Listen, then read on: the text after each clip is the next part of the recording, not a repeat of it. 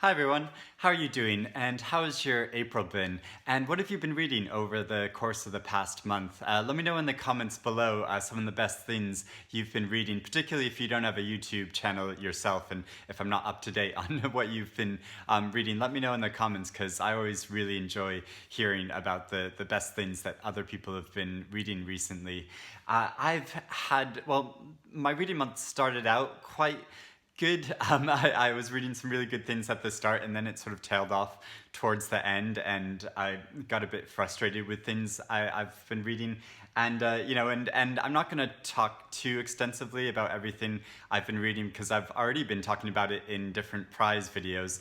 Because so much of what I've been reading recently has been listed for prizes, and I've been following prizes for the past like over 2 months, basically. So which I think, I don't know, has benefits and drawbacks I've been finding recently, and it's really challenging my ideas of how I decide what I read and what I'm gonna read next. But one book that I read at the beginning of this month, which I absolutely loved, and it has nothing to do with prizes, is Constellations by Sinead Gleeson, and this is a debut book of essays, memoirist essays that she wrote about her life, and she's an Irish author and a journalist who I've been familiar with her before because she edited 2 really excellent anthologies of short stories called The Long Gaze Back and The Glass Shore.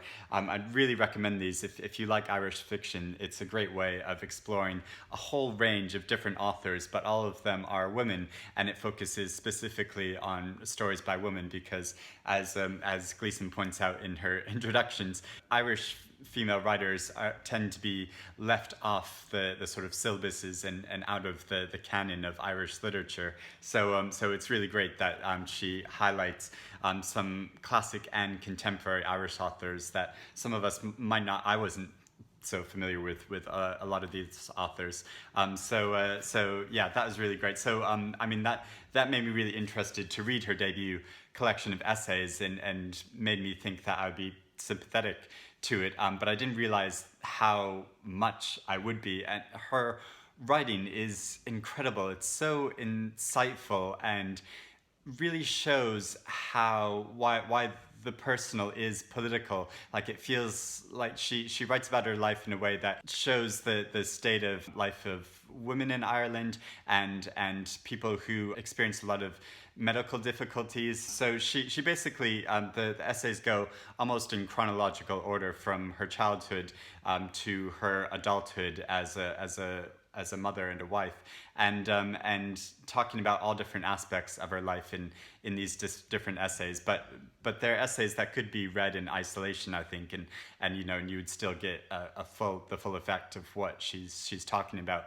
But it does make it especially moving, following her life from the start up until the present time. And so when she was a child, she had a bone condition, which meant that her bones were deteriorating, and there were a lot of medical procedures very intrusive medical procedures that needed to be taken to help her deal with that and overcome that. And she writes this in a just really poignant way and interesting, because when she was a child, she was a devout Catholic and believed in Catholicism, but then when she grew up, she then became an atheist. So it's sort of how her views have shifted over time, as well as how the country has changed over time, over the past few decades. And she also comments a lot about artists and writers and reflects on how she can relate to some of their experiences, but also how they articulate those experiences. And there's this great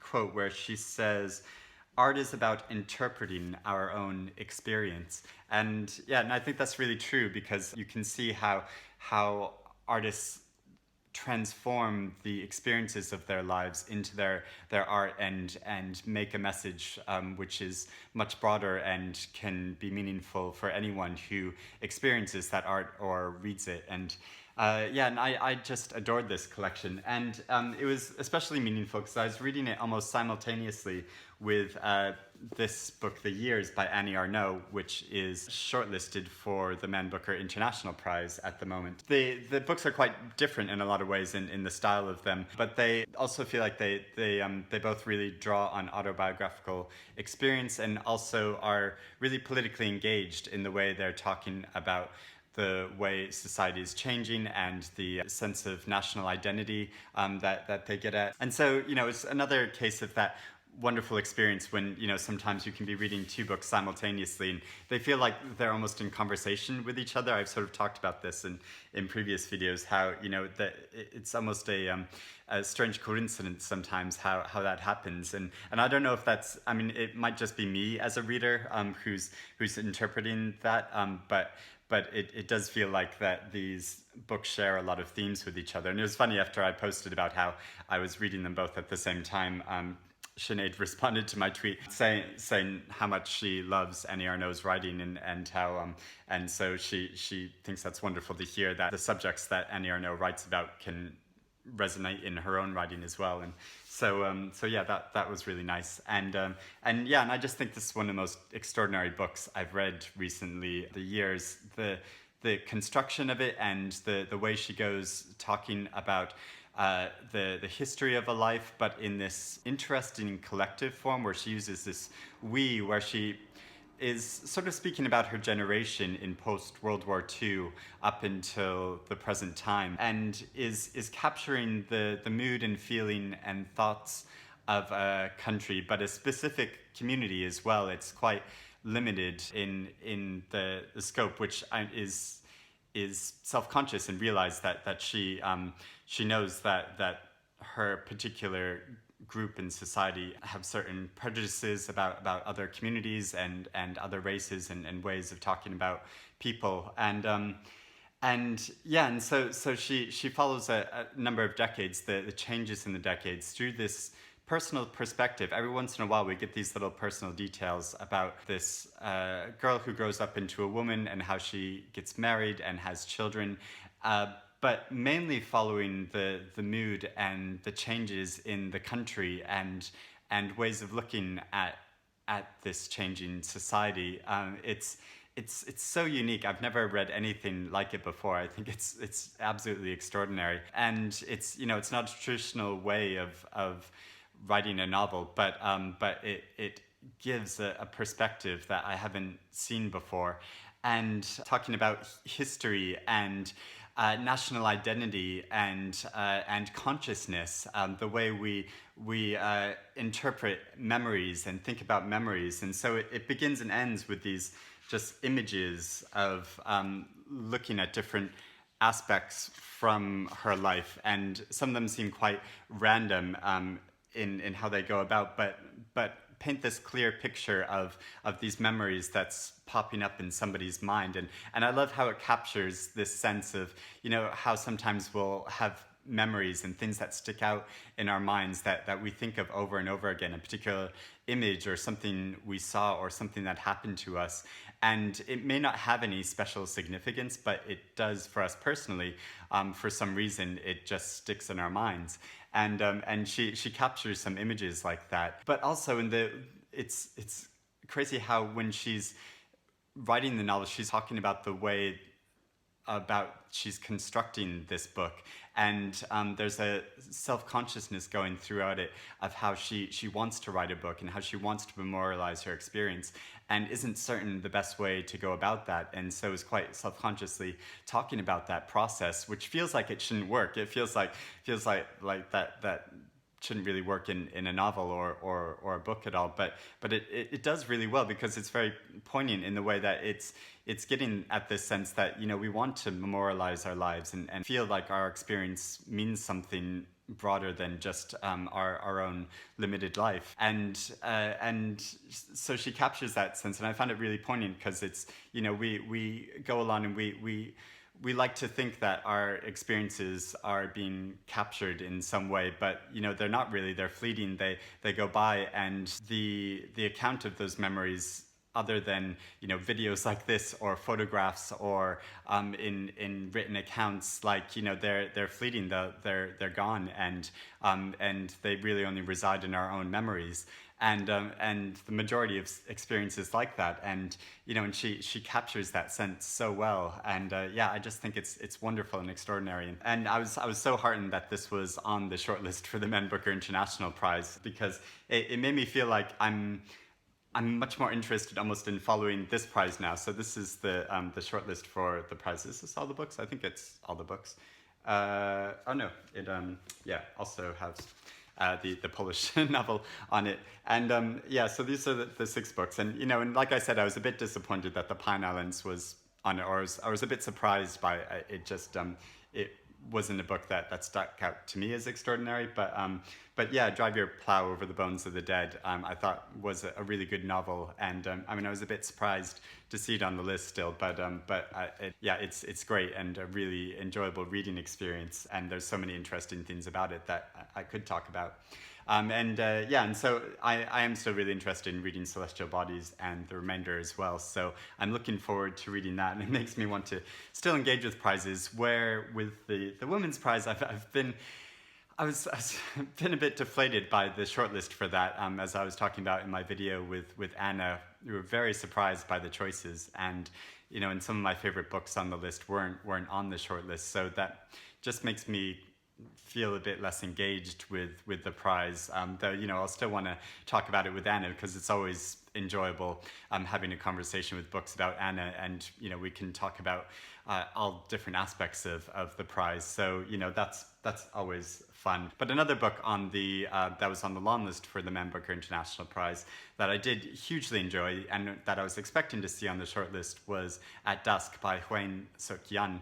And I was so surprised this wasn't on the list, because I thought it was such a great novel. I can't find my copy at the moment. We're having some work done in our flat, and things are being rearranged around, so I'm losing track of some books. I'm not sure where it's gone at the moment, but I'll put a picture up of At Dusk. It's a beautiful cover, and it's a novel that really crept up on me. I was a bit uncertain reading it, because it's a bit confusing, because there's 2 characters with the same name, and but there's a very special reason for that, and but it made it a bit confusing at first to read. But the way it reveals, there's sort of a plot twist of what's going on. So basically, the novel is a dual narrative of an adult man who's been a very successful architect and in South Korea, and then the other side of the narrative is a working class young woman who's an aspiring director and playwright, and but has to work a lot of low-paid,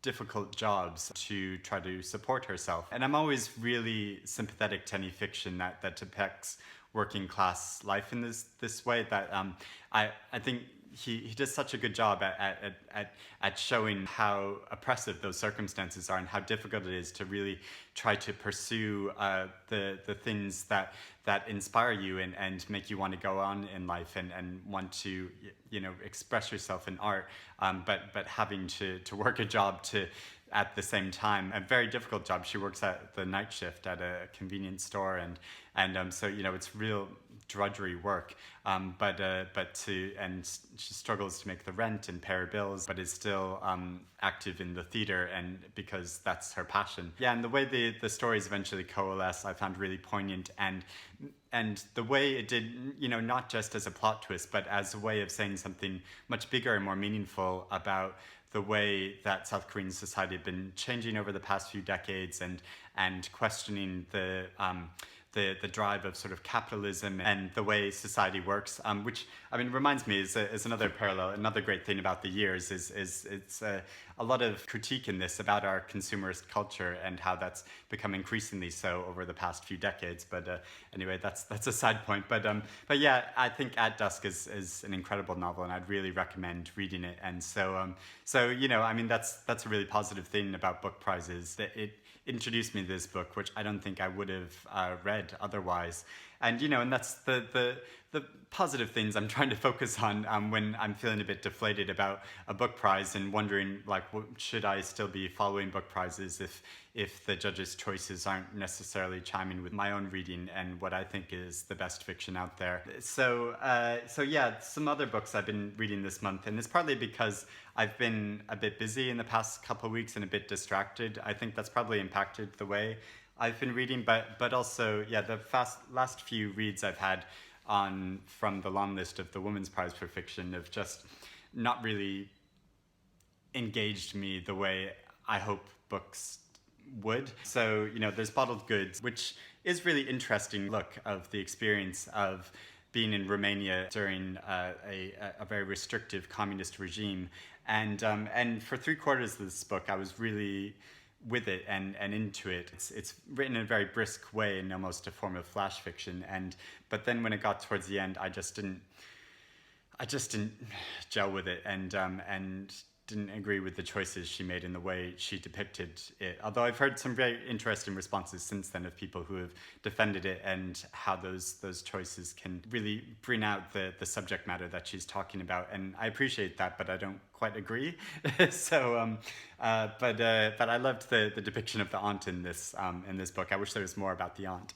And then I started reading Number One Chinese Restaurant by Lillian Lee, and I decided to give up on it. I just wasn't getting into the story enough, even though it's well written and it's not a bad book, and I quite like the overall idea of looking at a particular location of this Chinese restaurant and looking at the people sort of behind the scenes, the owner and the hostess and the waiters and the kitchen staff and the chefs, and looking at all their different lives and the complicated relationships they have with each other outside of this restaurant. And I like that overall idea, but just the way it comes together as a story, I just wasn't wholly engaged. I read a little over 100 pages of it. I was particularly moved by, there's one character, a much older waiter who again is sort of a working class man who's struggling to get by, and who's because his wife is suffering from cancer, and so he's supporting her, but also he's trying to support himself, and even though he's becoming quite old, he felt like that he had gotten to a stage in his life where he wouldn't have to worry about money so much, but he still is. And I think that's a terrifying thing for all of us, that when we get to an older age, that we won't be able to support ourselves, and we'll still have to continue working, won't be able to retire. And so I really appreciated that, but also the way that he was depicted as a complicated character. Like he's not a saint. He has vices, and he's a complicated individual, but still is in these sort of strained circumstances. So I enjoyed that storyline aspect, and also the complicated way she looked at marriage in that. But it just, it wasn't enough to make me want to stick with this novel. So I set it aside for now, and then there was Ordinary People by Diana Evans, which I finally just finished reading yesterday. And it just felt like it took me a really long time, which is why I was so surprised that Anna read it in a really short amount of time. Maybe I would have enjoyed it better if I had. But, and like I said, I love the way it depicts London life in this, and that's a very personal thing that I have just because I recognize so many of the locations.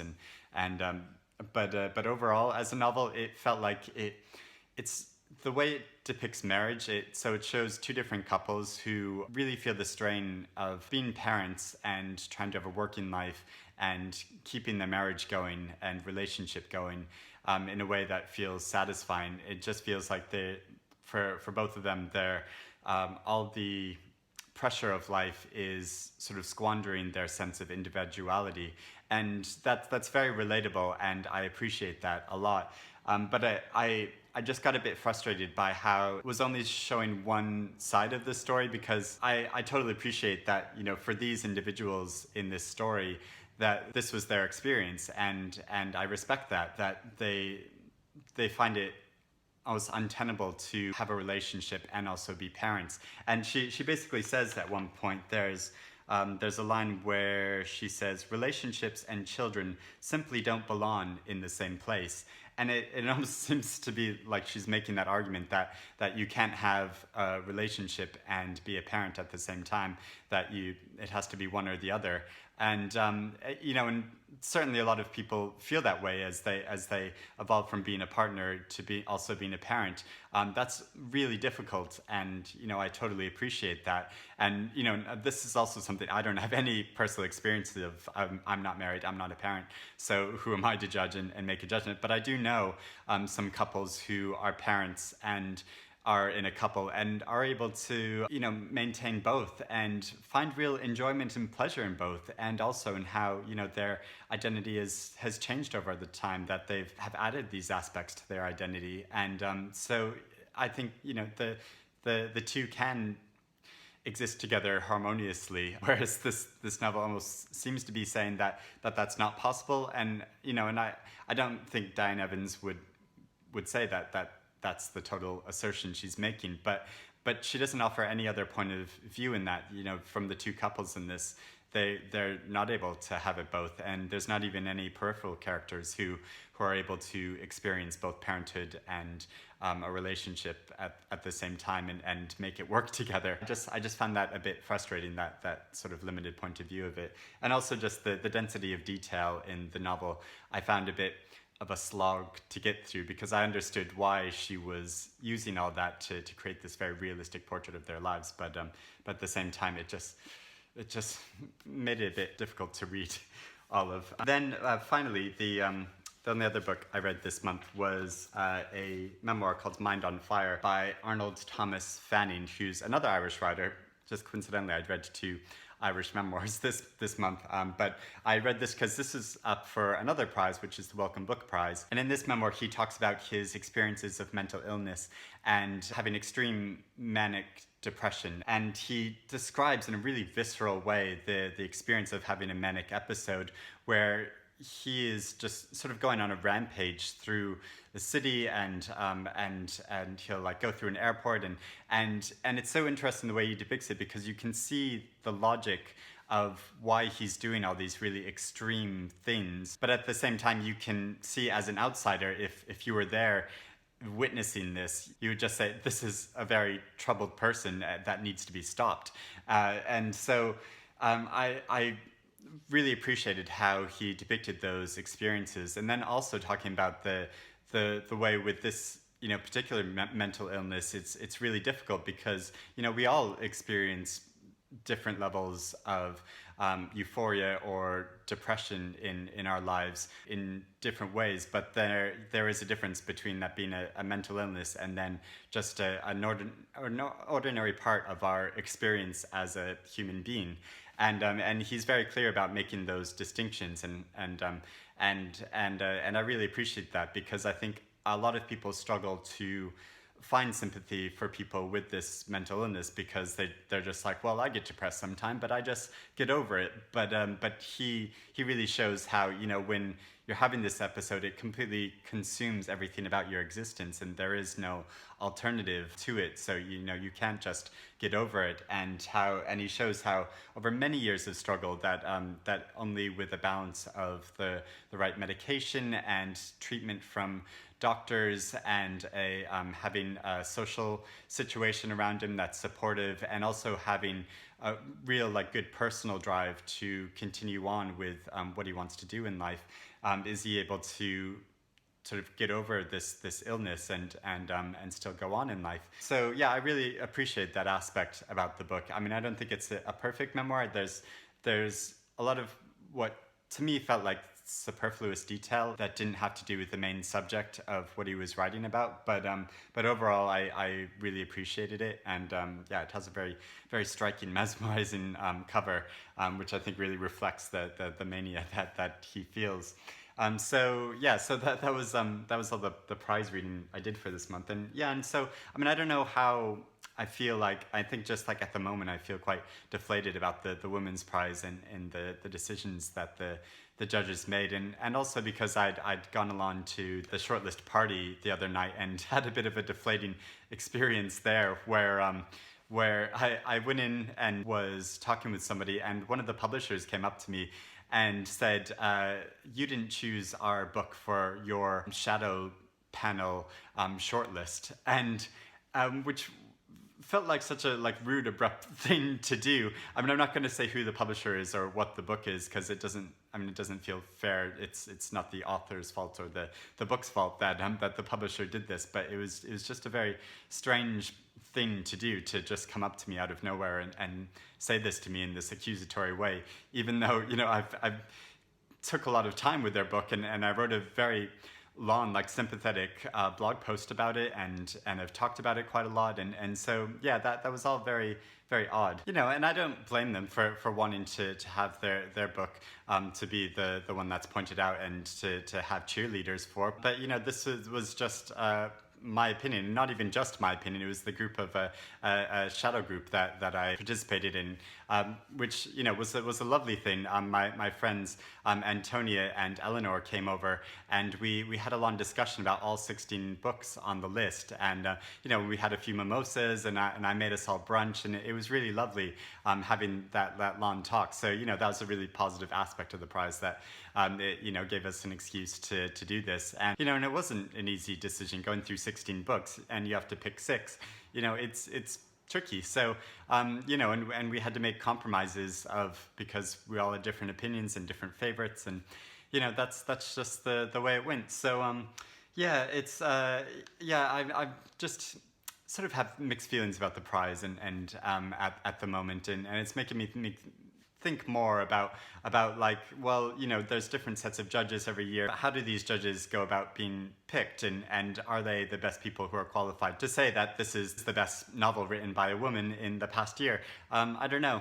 It's but I think prizes are just gonna be like that. If you do follow prizes, sometimes you'll sync more with the judges' choices, and sometimes you won't. So that was my reading month. Although another really nice thing I got to do at the beginning of the month, I went to see Damian, Barr, and Sarah Perry in Conversation, and I talked a lot in my last wrap-up video about Damian Barr's new novel and how much I loved it, and it was wonderful in particular seeing him in conversation with Sarah Perry at a bookstore that's very close to where I live, because both of their novels, Sarah Perry's novel Melmoth, also they're very different subject matter, but they almost go about things the same way, of looking at uncomfortable histories we don't often like talking about in society because it reflects badly on our own nation and culture, and I think it's really brave how both books do that, and they talked a lot about the challenges of doing that in a really interesting way, and also the wonderful coincidence that they both happen to be